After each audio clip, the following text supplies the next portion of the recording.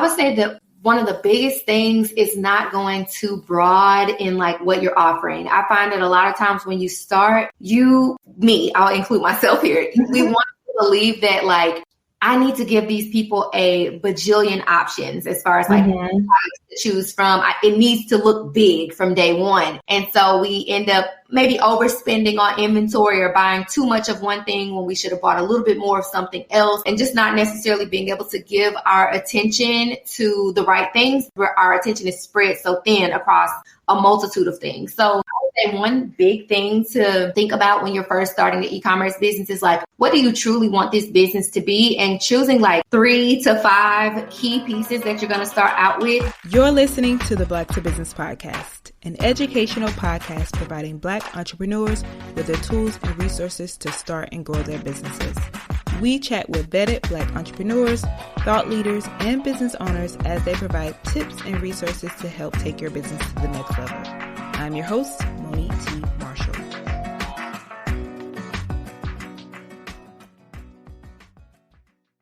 Hey there, Monique here. And before we dive into today's episode, I wanted to share a bit of my journey with you. As a first-generation entrepreneur, I know what it's like to start from scratch. I didn't have a lineage of past business owners or a community of mentors to guide me through the process. That's why I created Black to Business and the Black to Business podcast, to provide resources and support for fellow Black entrepreneurs like you. And guess what? I'm not alone in this mission. Harvard Business School Executive Education shares our commitment to developing leaders making a difference in the world.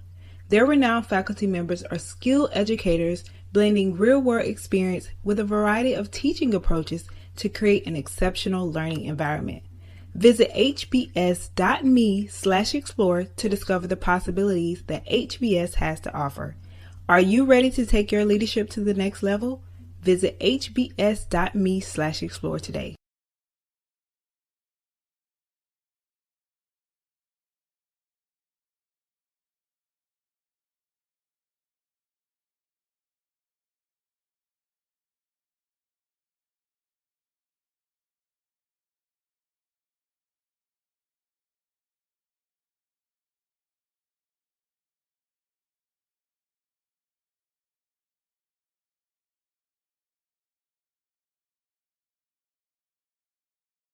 Jance, welcome to the Black to Business podcast. I am so excited to have you on the show, so welcome. Thank you. Thank you for having me. Of course. So I am also excited to talk about all the things building a profitable e-commerce brand, because that's what you are well known for. But before we dive into the topic, I like to get my audience familiar with who we're speaking to. So if you could just share a little bit about who you are, what is it that you do in your business, and how did you get where you are today? Of course. So I am Jance Chartae. I am an online boutique owner and an e-commerce coach. My entire working background is in retail. I worked for a bajillion retail corporations. I basically lived in the mall out like high school and then into college, even after, getting my degree, which was not in anything related to retail or fashion or marketing or anything like that. Really? No, I don't have any degrees in any of these things. I just worked in retail since I was old enough to work. And without realizing it, I was learning all of these different skills that prepped me for being able to run my own e-commerce and retail business at some point. So I actually started a YouTube channel where I used to share just general things that I learned while working in retail. And I really didn't have any like goal or like purpose for what I was creating, or like there was no ulterior motive. I was just there sharing what I had learned, and I naturally gained an audience of a bunch of boutique owners from all over the world. And they actually had businesses. I did not. I was still working a full-time retail job, but both of my last 2 full-time jobs went out of business. And I just decided to take this leap of faith and start my own online business, having no experience having an online business at all. And I thought that it would be really cool to be able to continue with my YouTube channel endeavors by way of just showcasing the things that I was doing and learning in real time as a brand new e-commerce business. So through that, I launched the Boutique Academy, and now I have all of these people who follow me for e-commerce and retail tips all day, every day. Wow, that is an amazing story. And also to people who think it starts this way. So I'm so glad that you shared your story and like you didn't have this background, but you were still able to be successful in it. So that's dope. Love that. You're welcome. And so with the people on the Blacks in Business podcast, we like to break it down. So we'll first start by really understanding what e-commerce is and what people may think it is, but it really isn't. And so in your own words, like how would you describe e-commerce to someone? I would describe e-commerce as just basically electronically selling something. So whereas we would typically go into like, a physical store, we go into a Walmart or Target and things like that. It basically removes that in-person element and you are, I want to sell those same things to you, but via an online platform.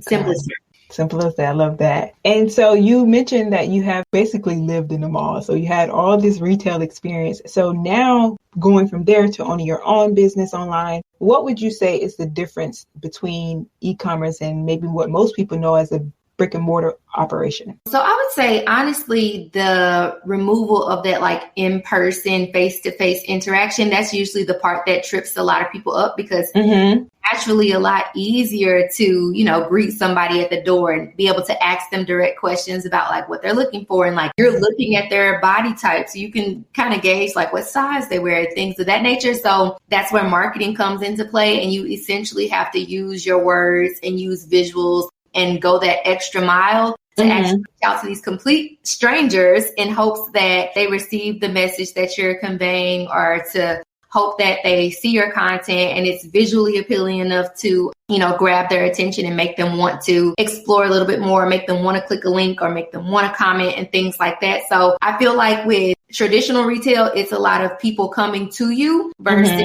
with online retail or e-commerce, you are going to the people. It's very opposite of what feels natural. Yeah, I agree with that. Definitely. And would you say there are, or maybe what you've seen in your experience working with others, the advantages or disadvantages of people choosing an e-commerce versus a brick and mortar and some of those advantages of e-commerce? Yeah, so I would say the biggest one is definitely the overhead. And let me say that was the word that I didn't even know existed or like didn't know.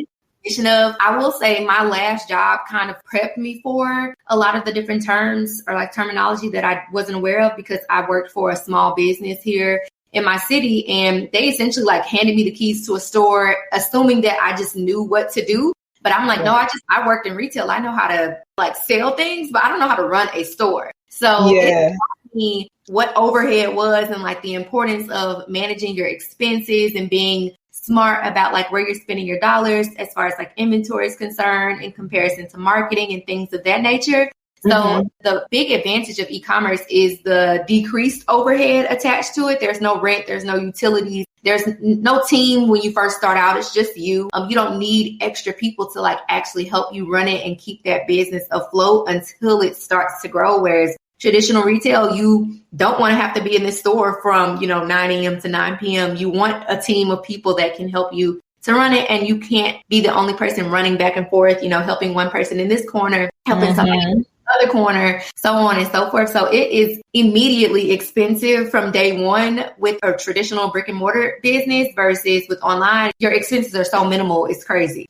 Yeah. And I'm so glad you mentioned that just like overhead, because a lot of people don't think about that. And oftentimes we're just excited to start. Right. Yeah. And it looks nice to have a store. It looks nice to say I did this big thing, but then also showing how starting smaller with e-commerce and then also maybe eventually expanding. And I want to talk about this in the context of Black entrepreneurs, because as you know, we face oftentimes issues with capital.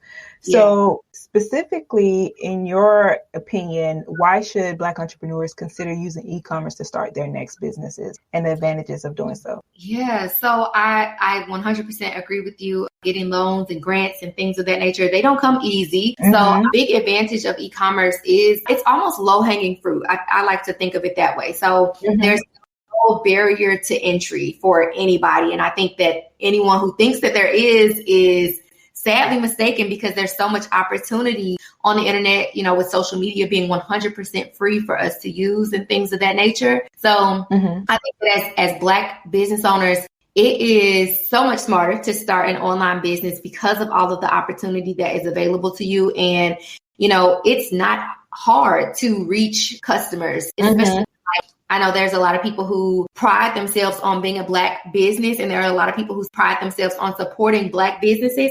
So because of what the internet is and like how readily available it is to be utilized, it is so easy to reach people. Whereas when you have a store, you automatically have those expenses. And then you also have the added responsibility of trying to get people in the door, trying to get them to see your vision and things of that nature. Whereas social media is like, hey, look at this business that just started. Look at these cool things that they're doing, like, pushing it for you. So I feel like, again, even sans ads, you don't need them per se. It is so free to use the internet. And I just feel like I would encourage anyone, especially Black people, Black business owners, to leverage what is available to us for low cost or no cost at all, because there are millions, billions of people out there who are ready and willing to support you, but you have to put yourself out there to, you know, get that support. Certainly. And speaking of support, building a profitable keyword e-commerce brand requires a solid foundation. So you kind of spoke about your journey in starting up and how you were figuring out.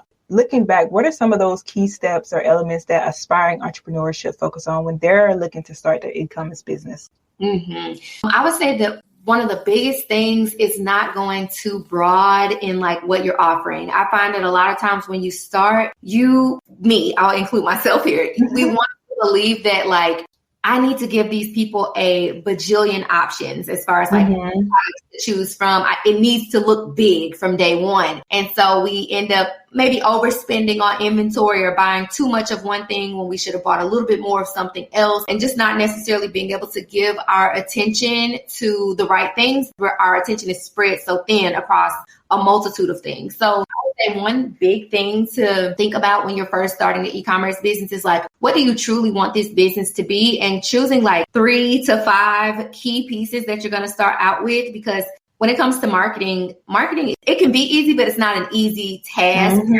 because it takes effort. And the worst part about the internet is that it is unpredictable. So, you know, one moment the content isn't performing, another moment it's going viral. Neither of those you necessarily can control. And so the worst thing that you can do is have, 50 different products that you're trying to promote all at once. And now all of a sudden you have one product going viral, but you had a limited quantity of it to begin with. And now you're trying to like force these other 49 products on this new audience that you have. And they don't want that. They want that one thing that you put in front of them. And it just so happens to like capture their attention. So now you're like kind of worse off than you were to begin with, because now you got all these people like yelling in your ear about when you're going to get more of this one thing. You spread yourself too thin across too many other things that were really likely irrelevant to the business that you actually want to build. So keeping it simple, I think, is the summary of all of that. Like keeping it as simple as possible when you first start out, I think is super key. And it provides an easier way to build a solid foundation from day one versus, having a bunch of different people being attracted to your brand for a bunch of different reasons. And then your marketing kind of being all over the place. That's such good advice. I'm seeing a common theme on the podcast. It's something there because you're saying one thing and I'm hearing a lot of people talk about that or just keeping it simple. So if someone is listening and they're like, I have all of these, I have a couple of things. So how do I know which one it is the one? I always tell my students, like, the best thing that you can do is ask your audience. Like, it sounds silly, but I find that a lot of times we're scared of the truth. Like, I mean, in life in general, like nobody wants, you just don't want the truth, but like sometimes that's exactly what you need. So one thing I always make it a point to do, especially if I'm not clear about it myself or just kind of uncertain or apprehensive, I just ask the audience. I'm like, hey guys, so we're thinking about revamping. We're thinking about getting rid of some things or getting more of the right things, but we want your help in deciding what those things should be. So like literally just throwing those things up on a screen and saying, hey, how would you rate this on a scale from 1 to 5? 5 being great. It sounds crazy, but like having 100 people say this is a 1, it's going to hurt. I won't lie. Right. Thank you so much. Now I don't have to go and buy more of that or waste money on things that y'all actually are not interested in buying. And you think back to like all of the effort that you put into the photo shoots and the content, so on and so forth. You put all of that into it. And these people are literally sitting on the opposite side of the screen. Like, I do not want that. I do not like that. Imagine if you just had asked them. They're like, right. Yeah. Talk to your audience, honestly, truly. I love that. Talk to your audience. That's solid advice. Love it. And Jen, so you mentioned your story in the beginning and you have achieved remarkable success. So with Brazen Boutique and the Boutique Academy with over 2 million in digital product sales. Yeah. So could you highlight some of those strategies or tactics that have contributed significantly to this success?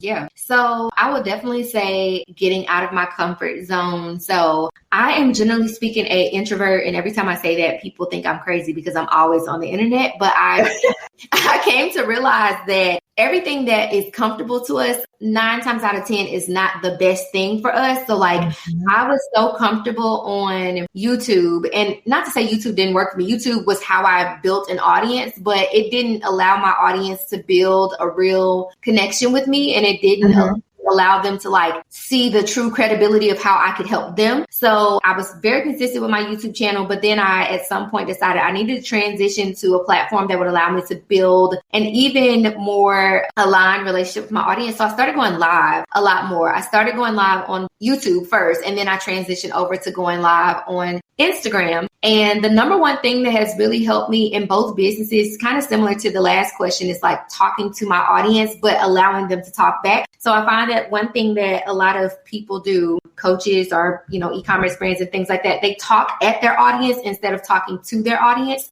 So I make it a point to like get on live and say, what do you want to know? Like, ask me a question. Whereas most people are getting on live or, hosting classes and things like that, and they have an agenda. And there's nothing wrong with having an agenda, but I think that there is so much more value in you allowing the audience to lead the conversation. And you learn so much about what their true desires are and like what they truly do like or dislike, or what they don't understand about your business versus do understand and things like that.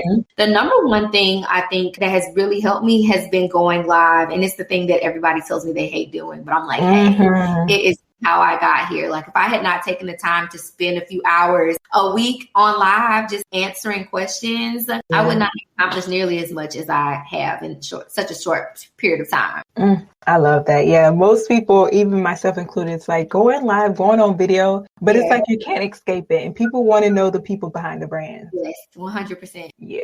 So in your experience working with customers and your clients and your audience, just what are some of those common challenges that you see e-commerce entrepreneurs facing and how they can kind of overcome these challenges? I would say the biggest challenge is differentiating themselves from other brands. So at this point, we have brands like, Amazon and Shein and Fashion Nova and so on and so forth. And they like have a multitude of options of products to choose from, but then also like low prices and discounts, all of these things. So I find that a lot of times there's this like comparison game being played, and we're looking at what someone else is doing or what some other business owner is doing and comparing how we're doing it. And I think it is essential for you to compare, but not to compare for the sake of saying, oh, I'm not good enough. Instead, comparing from the standpoint of like, okay, this is why it's working for them. For example, I'm sure everybody has seen like all these girls on Instagram and TikTok, they have like whole pages dedicated to their Amazon finds. They're like, hey guys, I want to show you my new sweater that I got.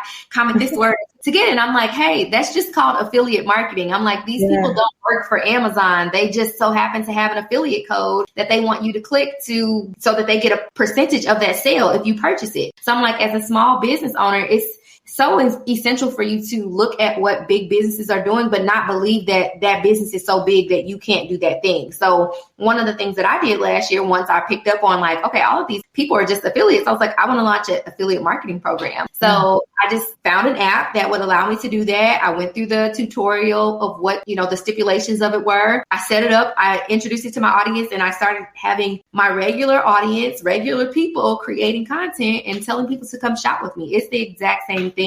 So differentiating, but also like comparing for the right reasons, I think is something that a lot of people struggle with. Sometimes it's like, yeah, I got to differentiate, but also there's something that should be the same because e-commerce is just e-commerce. There are certain things that are like right for e-commerce. Not have those things is essentially saying you don't actually understand e-commerce, sending emails, running ads, posting on social media, at some point leveraging influencers and affiliates. Like those are just regular things that e-commerce brands do. And I think all of us should dabble in them at some point in our e-commerce journeys. I love that. Comparing for the right reasons. Yeah. It's so important.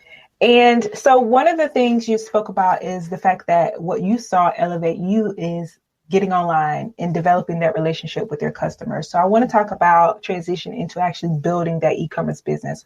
Yeah. So how do others who are listening begin to develop their relationships with their customers virtually that can actually translate into sales without that physical interaction? So I would say the number one thing to remember is that you are a human being before you are a business owner. So myself included, when I first started, I was like, okay, I work for all these corporations and there were like specific ways that they did all of these things. And so therefore I need to come off as extremely professional, so on and so forth. But what I realized is that as a small business owner, our superpower is that we are a person first and foremost, and people see us as people. Regardless of how big we try to make it seem like it is, they know that it is a small business. They know that you just started. They're not assuming that there is a large team backing that business. So I had to like recenter myself in the beginning and say, okay, Jance, you need to leverage the fact that you are a one-man show. So showing up and saying things like,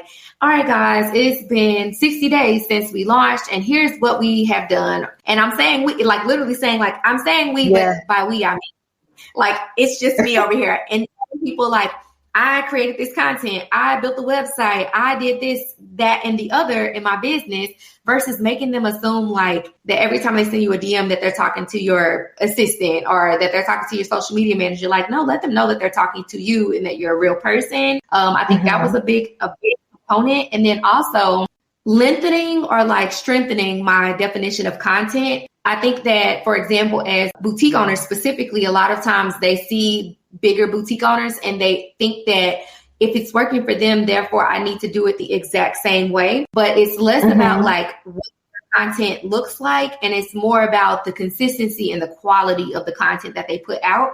So I used to do the same thing. I used to just like look at what they were doing and be like, oh, okay, I got to do it exactly like that because if it works for them, it should work for me. Not the case. I needed to find my own aesthetic. I needed to find my own like vision for my business, and I didn't have one to begin with. So I started like really thinking about the people that I wanted to target and the lifestyles that I believed that they lived, and started creating content that basically would allow them to put themselves in that circumstance. Like if I believed that my audience was a girl or consists of women who would go out to dinner or who were on vacation, then it's like, let me make sure that I'm creating content when I'm out at dinner or when I'm on vacation versus it always being like these super simple white backgrounds, boring, straight to the point content. So yeah, those were the two big things. I love that. That is good. So good. And all good stuff about one of the things we also spoke about earlier is just the ease of doing business online. So I want to talk about when it is your small business, like you said, what are some of the things that entrepreneurs should consider and take into consideration when it comes to inventory, turnover, that storage space requirements that they're going to need when they do start this online business? Yeah. So I think that, like we were saying earlier, sometimes when we start, we think about it like in conjunction to like bigger businesses. We think it needs to look a certain way and we can't share how big or small something is. So speaking of like the inventory, you know, I mentioned not starting off with too many different things. Like don't start with too many things, especially considering the fact that your space in your home, which is typically where we're running a business from for the first time, you don't have a ton of space. So don't overbuy, especially with it in mind that you don't have any data that is going to help you to predict how fast you're going to be able to sell through this inventory. You don't have any customer relationships just yet to help you gauge what the demand of the product is going to be just yet. So keep it small. I literally had like, what are those things called? Like the little plastic bins with the top, like as many of them as I can in my closet is what I utilized at the time. And that was, you know, just fine.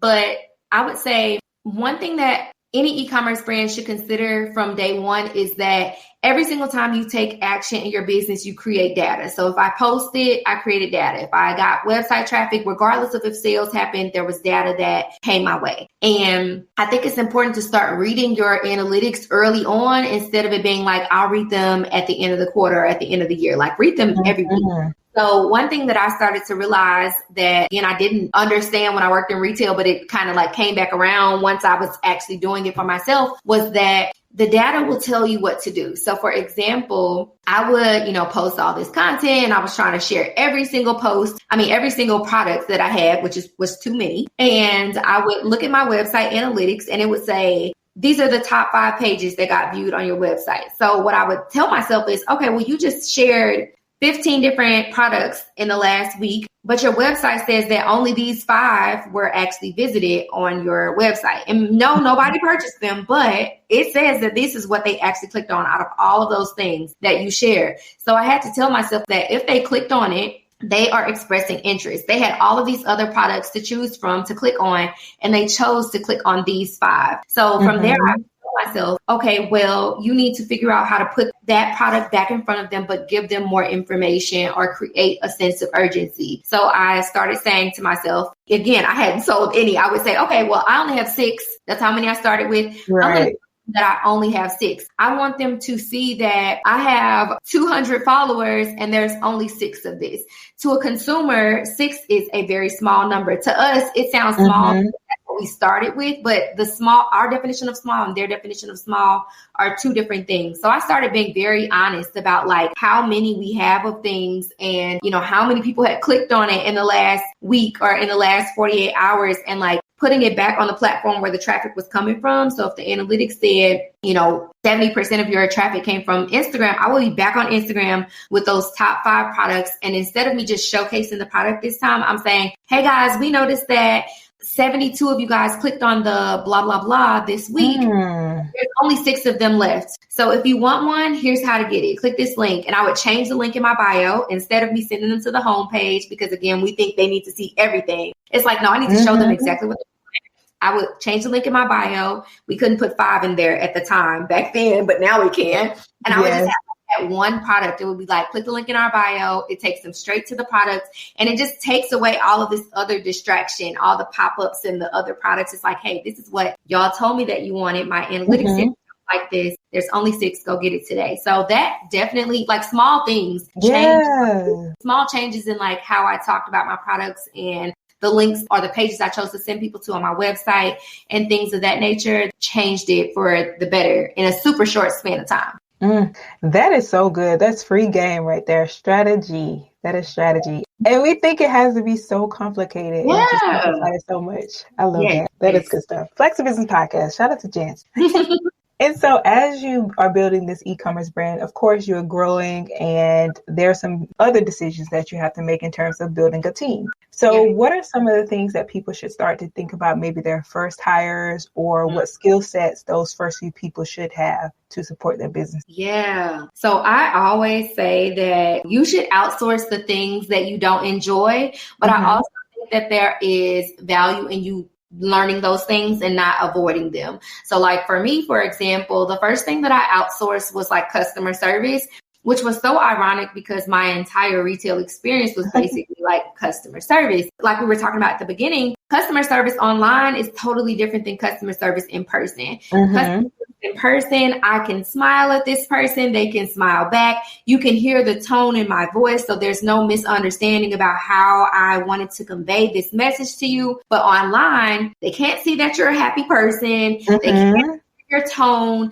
If you even write something the wrong way, they potentially take it the wrong way. So, and it would happen. Like, I'm generally speaking a very happy-go-lucky person. But there will be times where, like, I would want to keep a response to an email very straight to the point, and, short, just to get the point across. But the person might respond and say, this was a very short response. Like, I feel like you should have given me more detail, or is that all you had to say? And I would be like, oh my God, like, I was just, giving you the question, and my answer just so happened to be one sentence long, not a paragraph. But I could not take that. So the first thing I gave away was my customer service, because I needed someone who would not have like the emotional attachment to the business and not be emotional about the responses that they got. Because to me, it was like, this is my baby and I'm just trying to, do the right thing, or I feel like I'm doing the right thing. But to the consumer, they're like, I don't like the way that came across. So anything that you don't enjoy or that like brings you agony, or like anything that you're avoiding, like it got to the point where I started to like avoid responding to my DMs, to my emails, because I was so like, what word am I looking for? I was so like scared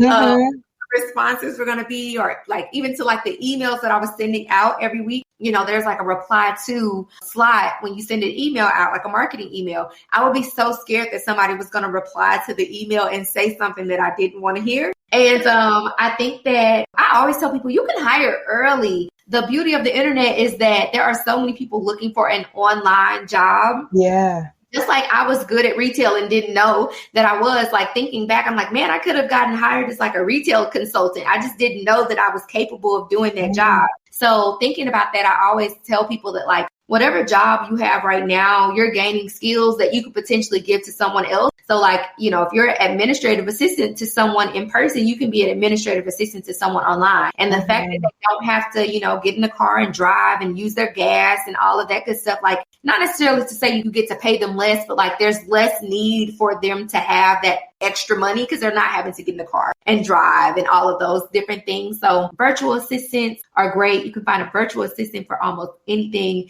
at this point on the internet. But I think, like I was saying earlier, it's so important for you to have already attempted that job before for yourself, so that as you bring in people to perform those tasks for you, not to say you're going to micromanage them, but you can look at the work that they're doing and, say, okay, this is good, this is bad, or I want this to be done better. Or even when I was doing it for myself, this is what I saw that worked really well, versus just handing this part of your business over, expecting them to just know from day one what's right or wrong. You should know your business best.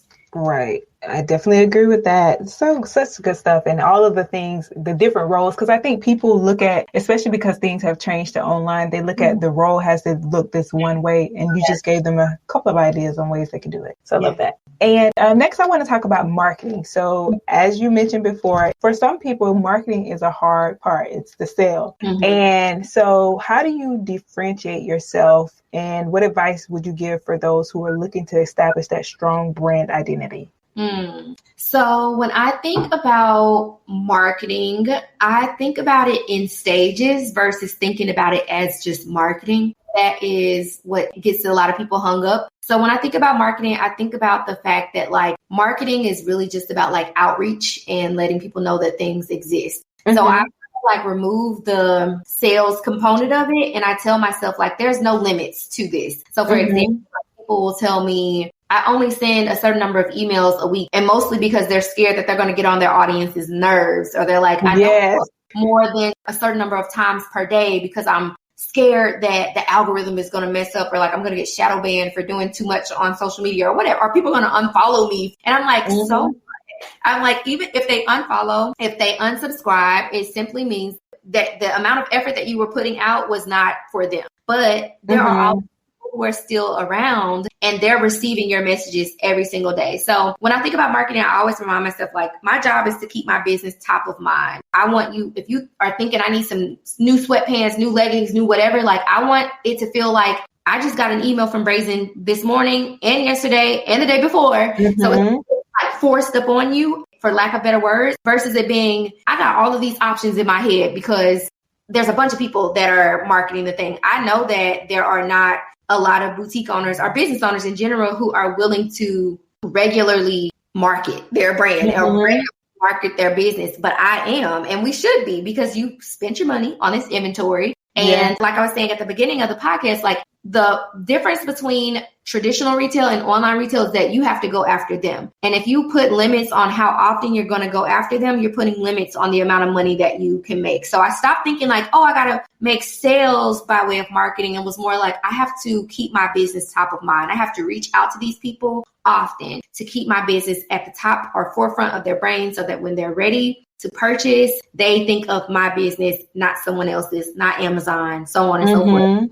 You asked me about brand identity, but I don't remember what the exact question was. Yeah. What advice would you give to entrepreneurs who are looking to establish that strong brand identity? Gotcha. So pertaining to brand identity, I always say, think about giving your business a brand identity by way of thinking of your business as a person. So as people, we have personalities. Our identity is not just our name. And a lot of times people think of their brand identity in terms of like what the business looks like the logo and the colors and things of that nature. But I'm like, no, if you think about your business as a person, you think about the identity attached to a person. So what is that person like? What's their personality like? Are they nice? Are they sweet? Are they fun? Are they more serious? Are they loving?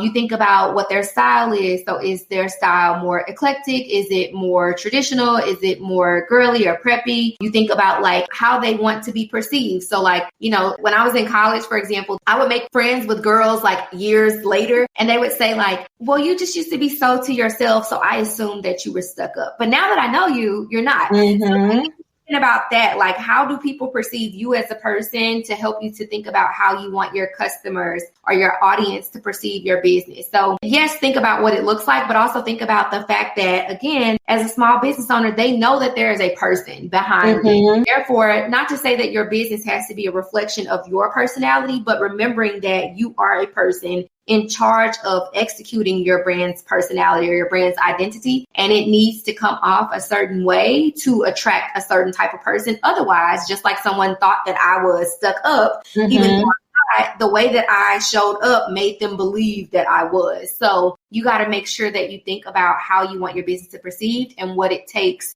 for people to perceive it that way. So when we do that like comparison thing and we say, oh, I'm just going to copy what blah, blah, blah brand is doing, we have to think about the fact that they're doing that because that's their brand identity, and how you perceive it is how you perceive it. You have to ask yourself, do you want people to perceive your business the exact same way? Or do you want them to perceive it in a totally different manner? And if it's different, you got to clarify what your brand identity is going to be for yourself.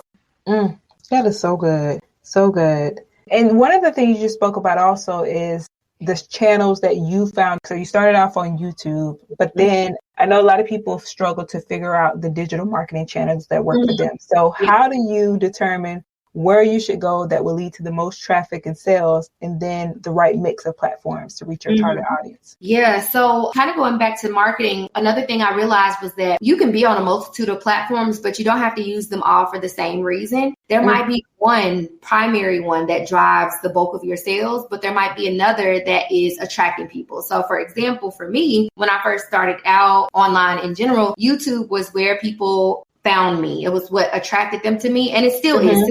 Even 5 years later, most people who end up on my Instagram found me on YouTube, but I don't necessarily use my YouTube to sell anything. I use it to talk about like, you know, what's going on in my business, to educate people on, you know, e-commerce aspects and things of that nature. And I give them links to things in the description, but typically my call to action is to like follow me on Instagram, because I know that Instagram is where the relationship is really going to be built. So when I'm going live and things like that on Instagram, the ball is kind of in their court and they're able to ask me whatever they want to ask. And I am able to start to build that kind of sales relationship, because I can now answer their question and say, and by the way, there's a class about that thing. Or, you know, if it's for my boutique, I can say, oh yeah, we just launched some new leggings last week that would be perfect for that instance. Or I always have a lot of like pregnant women who follow me. They'll say like, oh, will your products work for someone with a growing belly? And I can say, oh, my sister was pregnant last year and she tested this product and this product and this product. So yes, these are the ones that are going to work, but also these are the ones that are not going to work for you. So creating that like space for two-way conversation creates a greater or stronger barrier for a relationship to be built and opens the door for sales to occur. Now, obviously, we got like platforms like TikTok and Facebook and things of that nature. I find that like going back, I think the bigger point is like knowing what the platforms are best used for, and thinking that every platform needs to be for everything. So like TikTok is great for displaying your brand's personality. It's great for like giving people a behind the scenes glimpse of what's really going on in your business. And I find that on TikTok, even though they have TikTok Shop and things are being sold to them all day, people get on TikTok to be entertained. TikTok to be talked to, not necessarily to be sold to. And Facebook, I feel like people get on there for community. They get on there to comment on how cute you look, or to share the latest whatever's happening in their lives, or they're in like groups and things of that nature. And those groups are like for specific purposes or for specific audiences. So I think that, you know, just knowing what the platforms are for and what differentiates them from each other is the first key. And then second, thinking about how you want to use each of those platforms, if you're going to use each of them in your business, versus assuming that I have to be on all of them for the same reason. Like I don't show up very often on Facebook or TikTok, but I'm on there. I have a presence on there and I know what I'm using it for, versus thinking that I need to be there all day, every day selling product. Yes. This has been so good so far. I just want to end it off also now talking about, because we walked through the understanding e-commerce, building an e-commerce business and marketing. And now I want to talk about operations and scaling. So what is scaling? Because people think if you're making sales, you're making money and you're scaling and you're profiting. But I really want to talk about what it means in the context of e-commerce business and what are some of the best practices to achieve successful scale. Mm-hmm. So when most people come to me and ask like questions about scaling, typically what they actually mean is that they want to grow. And typically they're not actually making money or making money consistently. So the term scaling basically is saying like, hey, I'm already making money. There are things that are working in my business that are working consistently. I want to figure out how to increase my profit without increasing my expenses. Yeah. And I find that a lot of times that is a struggle for e-commerce businesses because a big component of our job is spending money. We have to spend money on inventory. We have to spend money. I have to, but it's helpful to spend money on marketing. And as it grows, you're adding team members and things of that nature because as it gets bigger, there's more hands needed for fulfillment. As it pertains to scaling, I find that the smartest way to scale is to find, kind of similar to what we were saying earlier, is find like 3 or less products that you are going to use to scale your business. And so for e-commerce brand, that often looks like going to your supplier and saying, hey, I typically buy this amount of this product. However, I would like to buy 4 times as much, but I want a discount on it. So you're essentially saying, I was going to buy the inventory anyway. Like once you know that product works for you, you were going to buy it anyway. We're going to keep buying it every month. Instead of you buying it every month, you're now saying, hey, I'm going to buy one big load at the beginning of the year and then maybe another big load at the middle of the year that's going to hold me off for the rest of the year. And you're asking your supplier for a smaller cost, a smaller price that you're paying for that inventory. So that effectively is going to decrease your cost of goods on inventory for the year. And it potentially is going to increase your sales and make your sales come faster because you have more inventory at your disposal early versus it coming throughout the months or every other month and things of that nature. Get to increase your profit margin as well if you are able to get your supplier to decrease the price. So for example, I've had products that cost me, let's say like $8, and I would typically buy, let's say like 40 of them at a time. So once I started to realize this is a bestseller, it sells really well. Whenever I have it in stock, it goes right back to the store. I'm like, I need to just buy a bunch of this in bulk at one time. So I would go back to my supplier and say, hey, I have bought this many of this thing in the last year. I would like to buy this many. So I literally had a period of time where I went from buying like a 40 of something to buying like 400 of something at one time.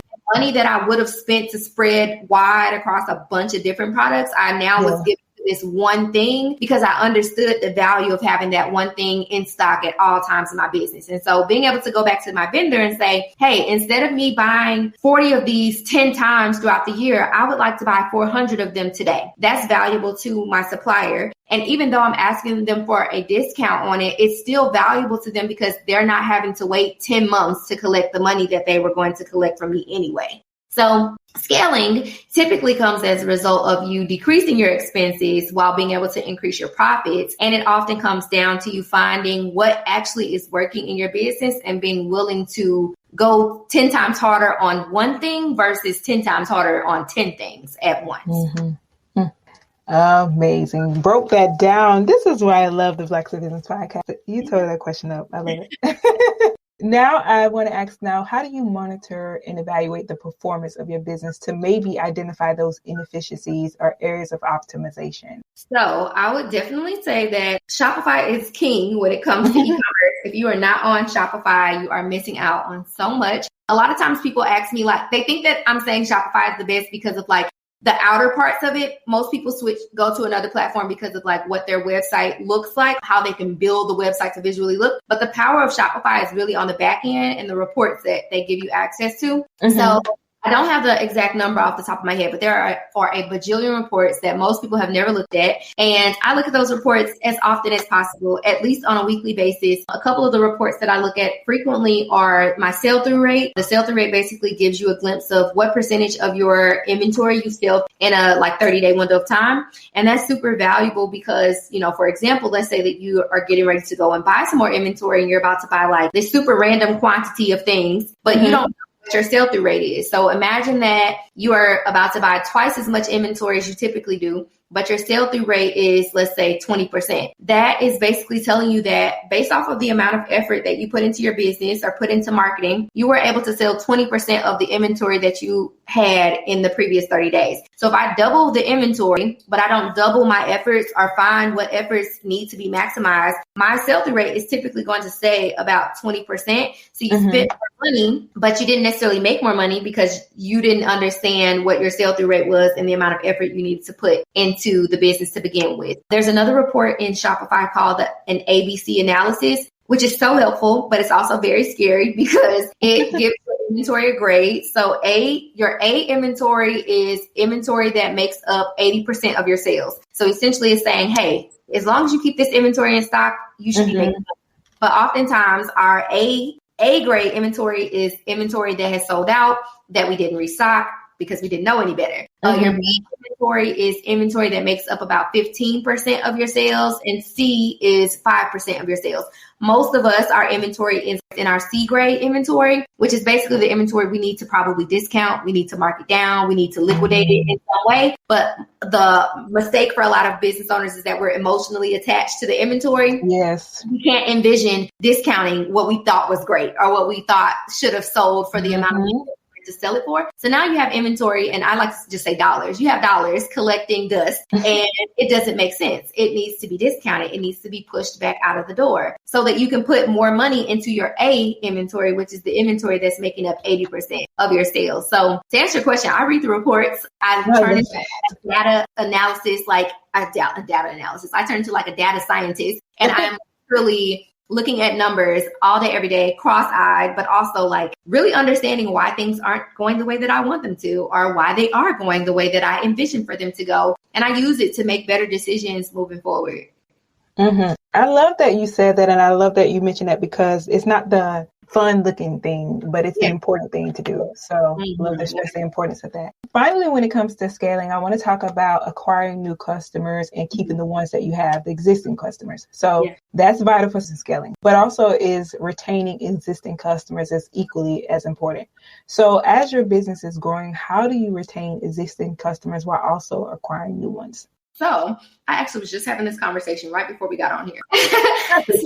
So I find that your existing customers want new. They want fresh. Your new customers, you can leverage almost anything. A lot of times your new customers come as a result of either testing or experimenting, or you are leveraging the things that you already know work. So, you know, again, like we were saying earlier, like if you start with 100 products, but only 10 of those products are actually selling, it makes so much sense for you to leverage the 10 that are working to acquire new customers versus using the 90 that are not to try to acquire those new customers. So I started, you know, posting more consistently around the things that were actually working. And then I would like try to sell the other things that were not working on the back end through like upsells or cross sales. So if there was something that, like if they were buying sweatpants, I would be like, hey, you need this top. It pairs perfectly. Instead of trying to make them want the thing that they didn't come there for, the thing that wasn't working, I would say, hey, here's the thing that's working. Look at this, buy this. And they would. The people that are coming back, they want new things. I always have to remind my students that if you've been doing your job, and by job, I mean like marketing, you're sending the emails, you're posting, you're sending the text, you're running the ads, your existing audience has seen this merchandise. They have not missed it. There's nothing that's going to make them want it. Now, it could be a case of needing to discount it. So as we just stated, like it might be in your C grade inventory. It needs to discount. It needs to be put on sale to move it out the door. But generally speaking, they have already decided what they want. They've already spent the money on the thing that they wanted. If they wanted the other things, they would have bought it when it was available. So they need something new. And as we talked about, the smartest thing you can do is ask them, what do you want more of? Is there something that we should stock? Should we get this bestseller in another color? So on and so forth. They want more of the things that they already love. That's going to be the easiest way to retain them. You could sprinkle in a couple of, you know, new fun experimental things to see how they go, but I would not spend money on things that I can't like predict the result of. I would like to spend my money on the things that I have data on and like things that I know are going to work or feel extremely confident are going to work in my business. So retaining new stuff, getting new customers or acquiring new customers, you're either leveraging what already works or you are experimenting with brand new things in hopes that that brand new thing is the thing that grabs them for the first time. Well said. Well, Jens, this has been amazing. And I want to end it off with what you are doing and how you can help people. Because when I tell you, you have really broken this down today, you have covered everything from A to Z. So how can people work with you in the Boutique Academy, and talk about your offers and what that process looks like? Yes. So the Boutique Academy is, in my opinion, the premier e-commerce solution on the internet these days. So you can go to theboutiqueacademy.com, where you will find information about our monthly membership, as well as our program, which is called E-commerce Profit Plan. And our membership is a thriving community filled with e-commerce brand owners all over the world. And they sell a multitude of things: clothing, shoes, accessories, furniture, home goods, skincare, hair care, everything in between. Our program is for all e-commerce brands as well. And it's more of a hands-on experience. We meet regularly for coaching calls, as well as there's like a very detailed curriculum that will walk you through all things related to e-commerce and ultimately scaling your business. And then lastly, we have a conference that we're hosting in July this year, July 19th through the 21st. This is our second one. I'm very excited to do it. It is going to be in Atlanta, Georgia. For anybody in e-commerce who wants to learn how to maximize their sales online. It's called Sales in the City. We're going to spend 3 days. Basically, it's boot camp going through all of it's related to branding, marketing, and selling online. Perfect. And just how can people find you, connect with you, and support you? Yes. So you can find me on all of the platforms: Facebook, Instagram, TikTok, YouTube, under Jance Chartae. I always tell people you can go to YouTube and basically type my name and any word behind it. Chartae Sales, Jance Chartae Marketing, Jance Chartae Emails, so on and so forth. And you are 100% going to find something that will be of value to you. Definitely follow me on Instagram, though. That's where I'm most active and where I go live the most and provide the most value, I would say. Yes. And finally, what does it mean to you to be Black in business? To me, to be Black in business means to, I love this question. I've never been asked this. I would say being Black in business means, I feel like it means being powerful. I feel like Black people are so powerful. We possess so much inside of us. Sometimes we don't even know that we possess it. We're extremely strong-willed, and as a Black woman, we hold so much power. So it just makes me feel very like I can accomplish anything. And it also makes me feel like there is so much support out there that I have not tapped into, because one thing a Black person is going to do is cheer on another Black person. So yes, I think it means being powerful. That's what I think. Love it. Jance, thank you again so much for pouring into the Black to Business audience and just doing the work that you're doing. So thank you so much for being on the show. Thank you. Thank you for having me. I appreciate it. Of course. And for everyone listening,